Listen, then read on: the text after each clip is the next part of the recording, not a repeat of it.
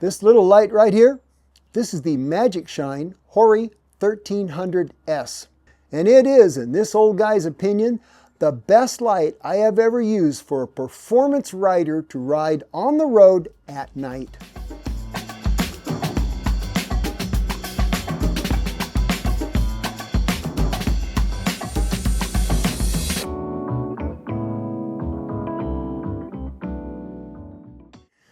You know, when some reviewer or somebody you know says, that's the best something I have ever used, bike, tire, light, well, your first question to them should be, how many have you used?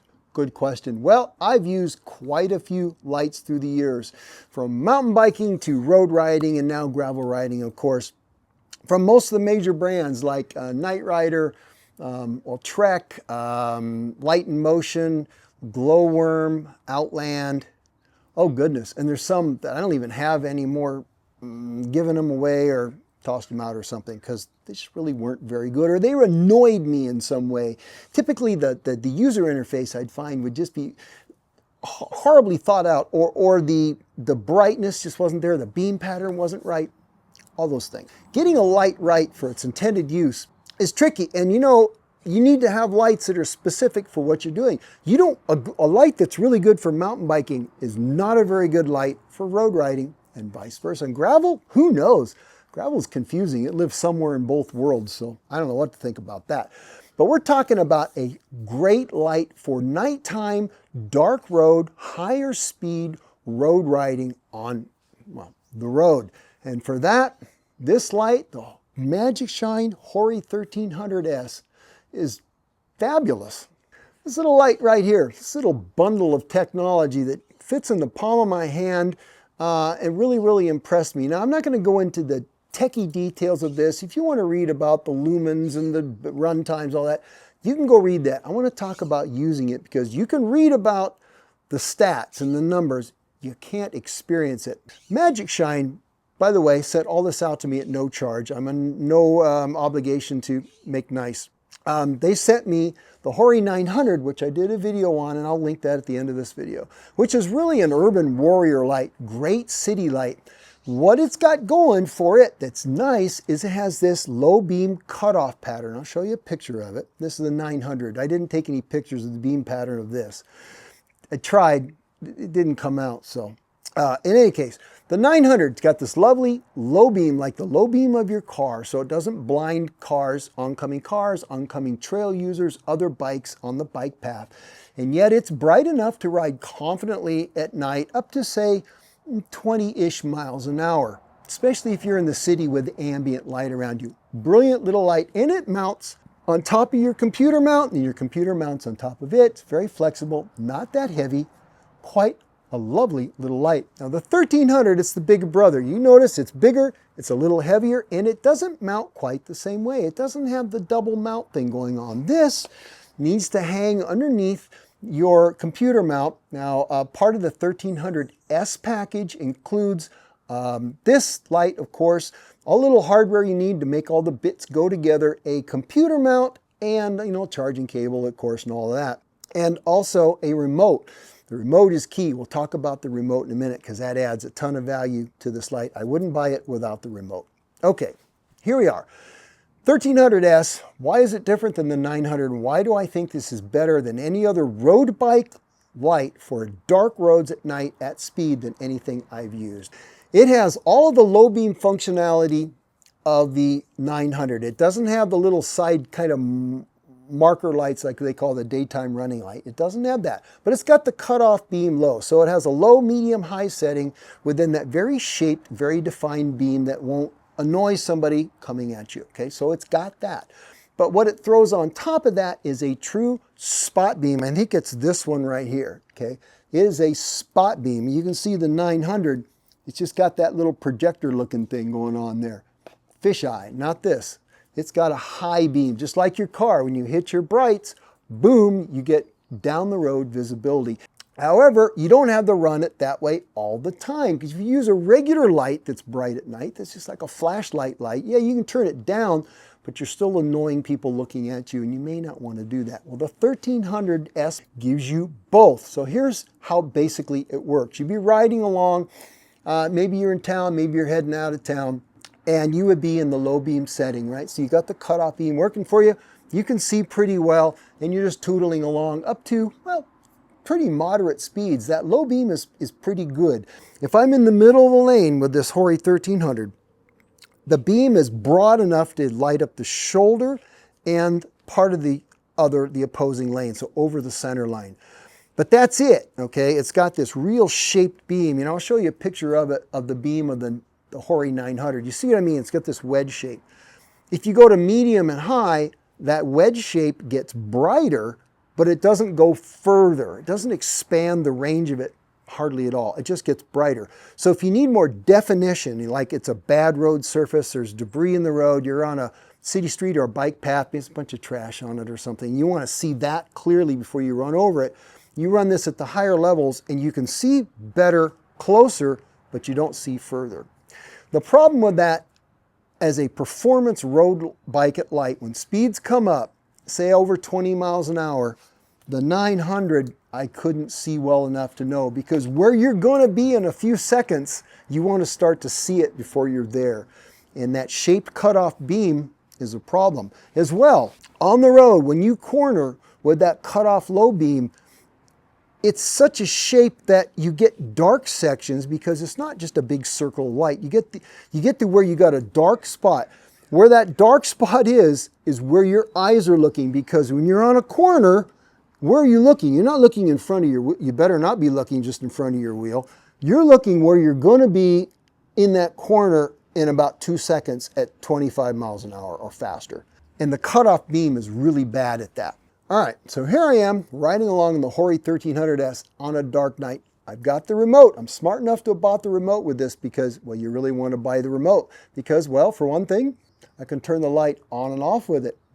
That's nice, right?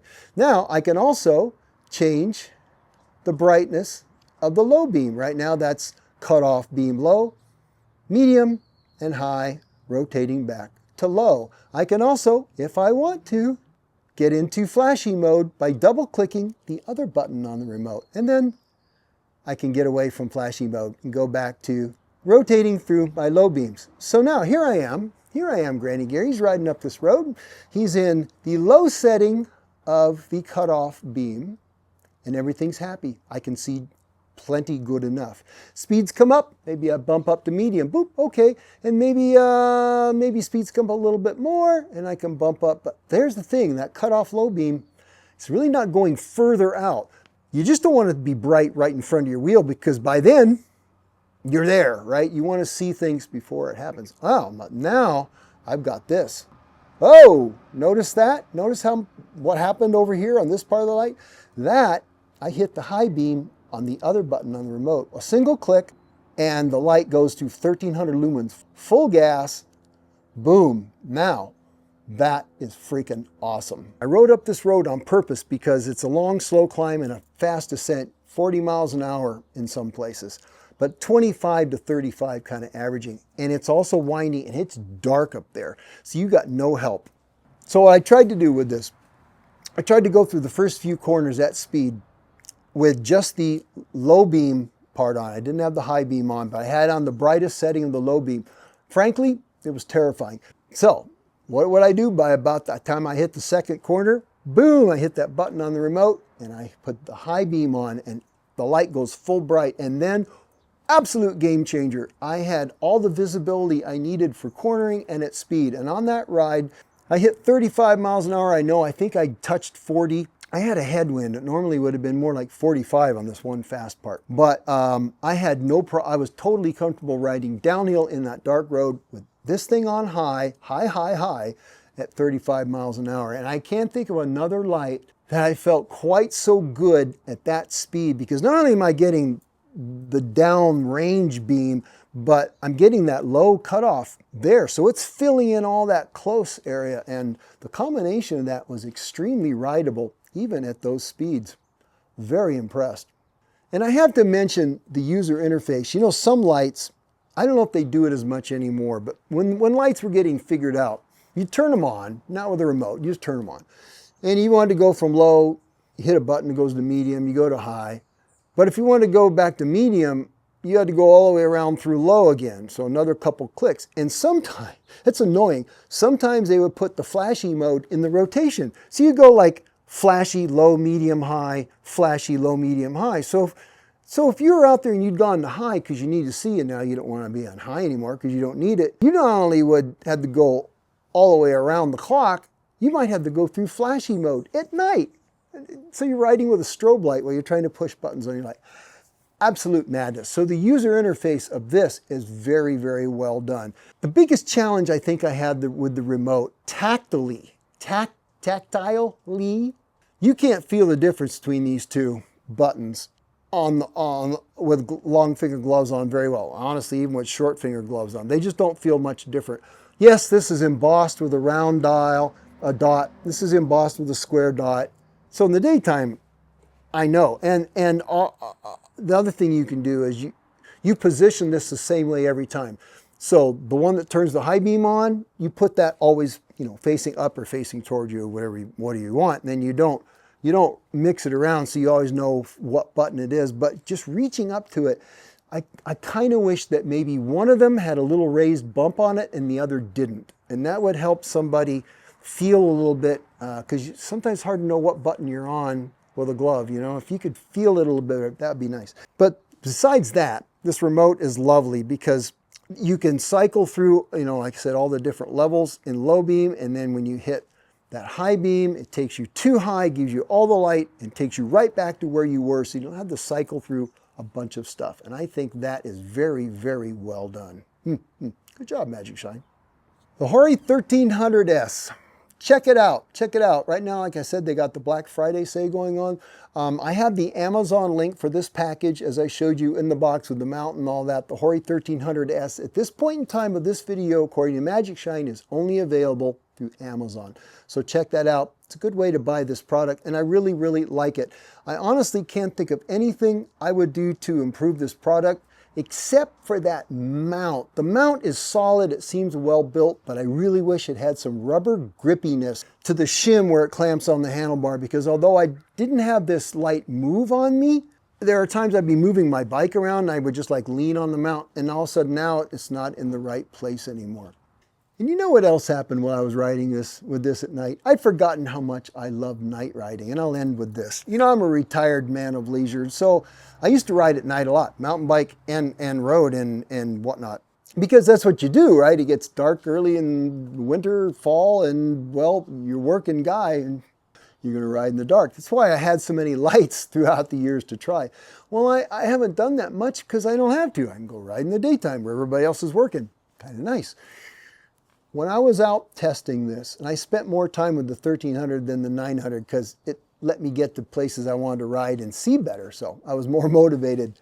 I've forgotten how lovely riding at night was. I'm climbing up that 8 miles an hour, and I can hear my own breathing, little traffic in the distance, the lights of the city. It's kind of glowing a little bit on the clouds because it's coming in to rain that night. It's a little cool. You can feel the temperature changes as I'm riding, a little wind, and it was quiet. And I'm thinking, wow, this is magical. Well, no pun intended.